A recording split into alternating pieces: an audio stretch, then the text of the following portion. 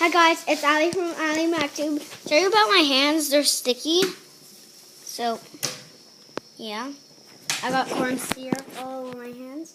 My mom is going to show you how to make marlin chocolate because my brother's birthday is coming up. It's on August 12th.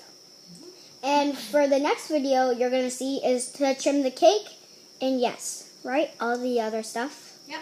It's going to be part 2, part 3. Yep, there's going to be a lot. And my mom's going to be helping me out with my videos a lot, right? Right. Yeah, and we're going to do a lot of baking videos, right? Right. So, the first thing you need to do to make boiling chocolate is weigh out some chocolate. The basic recipe is 2 pounds of chocolate, usually white chocolate or colored chocolate, to 1 cup of white corn syrup. So I have my corn syrup right here, and I've got Merkin's molding wafers or melting wafers here. And I'm only going to actually make and a quarter of a recipe.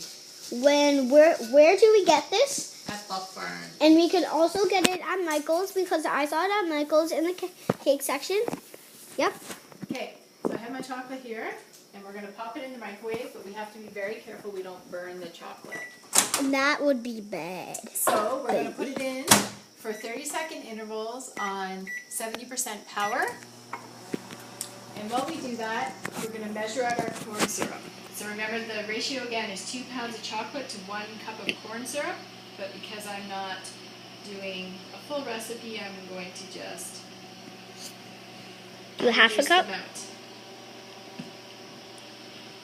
Like a half a cup or something? It's about a quarter of a cup. Hmm. Okay, sorry. We're going to the cottage tomorrow. Everything is just like messed up, right? Right. So, now we're going to... And we're going to be... Can I bring my iPad to the cottage? You can bring it What? in the car. Okay, so every 30 seconds you're going to take it out and you're going to give it a stir. And then back in the microwave until it's smooth. So time 30, power 70, start.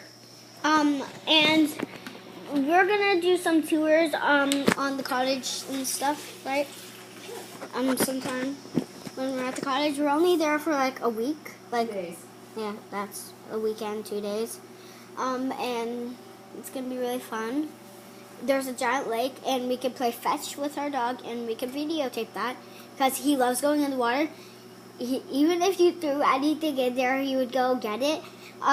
He's like a water dog. Okay. It's getting smoother and melting. It's getting smoother, but there's still some chunks in it. Yeah, show the camera. See, there's still some chunks.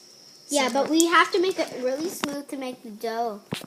And add the corn syrup to make it like sticky, but you have to let it sit overnight to make it cold and not stick to your hands. Yeah. If it sticks to your hands, it won't work. That's right. For the cake. So this is too soft still because I can squeeze it.